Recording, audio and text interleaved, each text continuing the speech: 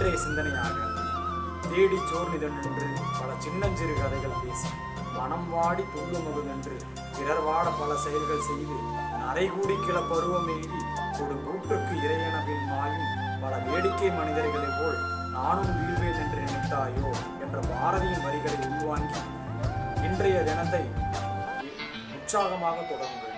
என்றும் மலர்ச்சியுடன் இருக்க என்ன செய்யலாம்? தவறாமல் தினமும் உடற்பயிற்சி செய்யுங்கள். உடற்பயிற்சி செய்தால் மனம் வலிமையடையும். மனம் வலிமையடைந்தால் மனோபாவம் விரிவடையும். மனோபாவத்தால் எதையும் சாதிக்கலாம். நேர்மறை எண்ணங்களுடன் இருங்கள். விழிப்புடன் இருங்கள்.